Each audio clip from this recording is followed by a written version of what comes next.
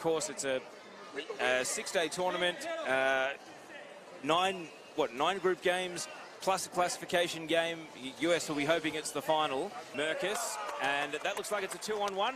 For our listeners and viewers for the first time, explain how 2-on-1 works. So the 2-on-1 rule can be a little bit confusing for the uninitiated. It essentially says if one player from a team has the ball, no two players from the other team can be within 3 meters of the ball. And so what you saw here was Josh Merkus and Dimitri Lelio Davis both within 3 meters of the ball when Riley Johnson was also on the ball. So the referee will call it. Oh, and that looks like, oh my goodness, Teo. It's going to roll all the way for the opening goal. The goalie was out, and Zach Dickey celebrates the opening goal of the tournament. And Australia caught out by having too many numbers, pressed up the pitch. Huge mistake, Teo. Now they were trying. And the referee is saying it was a 2-on-1 in the end. He was going to play the advantage, but it never really quite unfolded. And so now this is where Pete Winslow really comes in. He can launch balls with a lot of pace and a lot of power and reach far areas down the pitch. Winslow, 29 years old, from the Minnesota Shockwave. Let's see if he can unleash a shockwave here. It's taken a couple of deflections, and it's another 2-on-1. And the referee pointing to Merkus, who came in too close. So it's a free kick right at the edge of the box. We saw Australia defend this a moment ago, but it was so close to the second goal with the USA hone it in this time.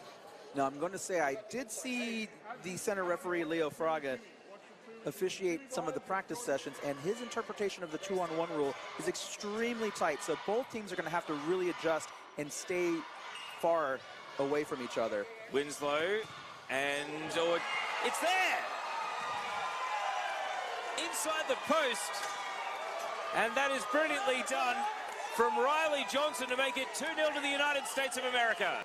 Johnson and Zach Dickey were very close together. Well, you talk about the strict interpretation of the rule.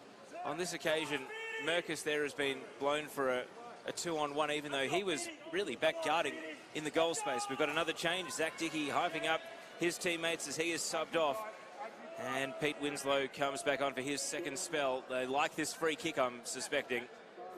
It's going to be very difficult to defend for Australia. Now, the other thing about the current 4 out here on the pitch for Team USA is that Pete Winslow, Riley Johnson, and Nathan Mayer are all teammates on the club level as well. So the whistle goes. Here's the free kick. Winslow with power, and it's 3. Unbelievable performance here from the USA to start this.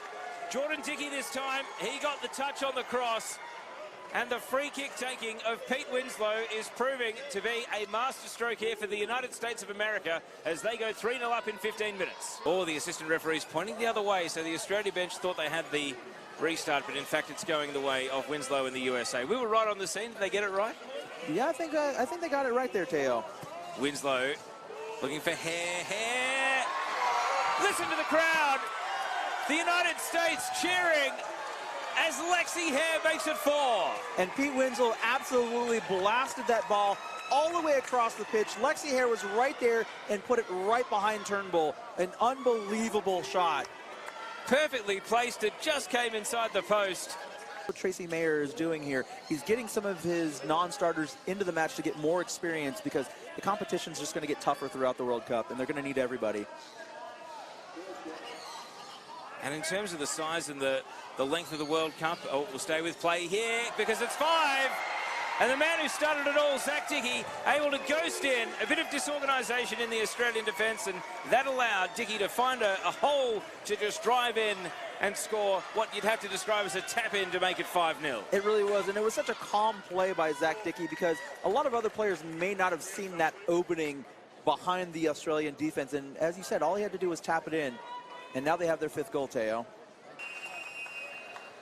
And the referee has seen enough. It's full time of this 2023 Powerchair World Cup opener. And the United States, they have laid down a marker for the rest of the world to take notice of. It finishes Australia 0, the United States of America 5.